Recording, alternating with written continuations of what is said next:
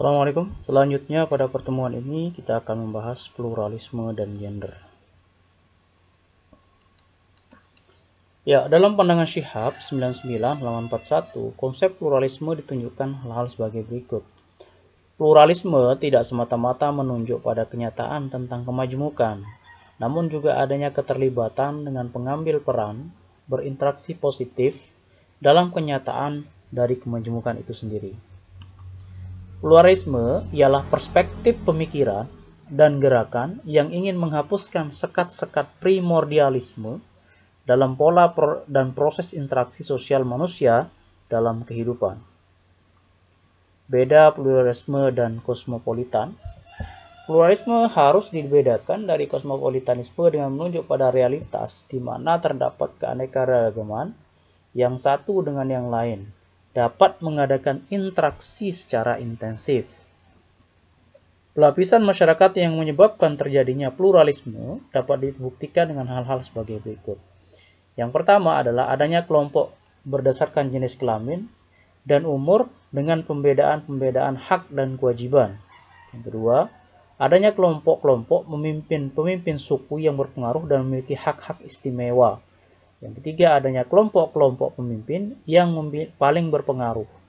Adanya kelompok orang-orang yang dikucilkan di luar kasta dan orang-orang yang di luar perlindungan hukum atau Kashlumen. Adanya kelompok pembagian kerja dalam suku itu sendiri, dan adanya kelompok pembelaan standar ekonomi dan di dalam ketidaksamaan ekonomi secara umum. Selanjutnya, unsur-unsur pluralisme. Yang pertama adalah jenis kelamin, yang kedua adalah suku bangsa, yang ketiga adalah agama, selanjutnya kebudayaan, keadaan ekonomi, pengaruh dalam masyarakat, asal-usul keturunan, dan tingkat pendidikan, dan lain sebagainya. Pluralisme dalam perspektif Islam. Piagam Madinah memuat pluralisme dengan pengakuan eksistensi masyarakat Yahudi dan Kristen oleh Nabi Muhammad SAW melalui Piagam Madinah. Doktrin Islam dalam kitab suci Al-Quran menyebutkan bahwa Allah menciptakan manusia dalam berbagai bangsa dan suku. Al-Hujurat ayat 13. Gender adalah pemilihan peran antara laki-laki dan perempuan yang dikonstruksikan oleh masyarakat setelah lahir. Berbeda dengan jenis kelamin atau seks, atau jenis kelamin adalah kodrat manusia laki-laki atau perempuan yang merupakan pemberian Tuhan sejak dalam kandungan dan tidak bisa dipertukarkan satu sama lain. Perbedaan gender dan jenis kelamin, teman-teman bisa melihat ya.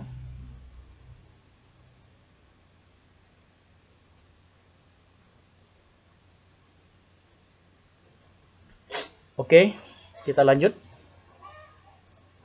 Secara sosial dan budaya, ketidakadilan gender menyebabkan perlakuan sosial sebagai berikut.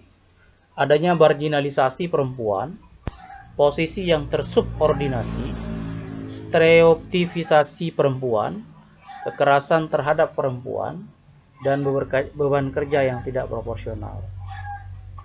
Marginalisasi perempuan yaitu pengucilan perempuan dari pemilikan akses, fasilitas, dan kesempatan sebagaimana laki-laki.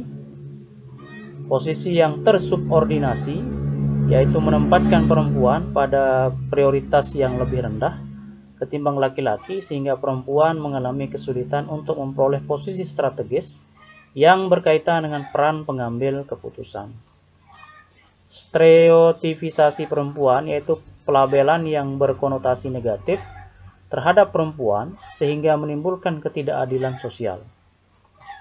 Kekerasan terhadap perempuan terjadi akibat anggapan bahwa laki-laki pemegang supremasi dan dominasi atas semua sektor kehidupan. Beban kerja yang tidak proporsional, yaitu bahwa perempuan selain menjalankan tugas-tugas kodrati, juga masih dibebani dengan setumpuk pekerjaan domestik dalam waktu yang tidak terbatas. Gender dalam perspektif Al-Quran.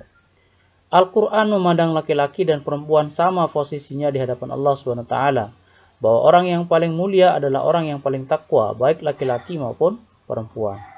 Dalam surat Al-Hujurat ayat 13, wahai seluruh manusia, sesungguhnya kami telah menciptakan kamu terdiri dari laki-laki dan perempuan, dan kami jadikan kamu berbangsa-bangsa dan bersuku-suku agar kamu saling mengenal.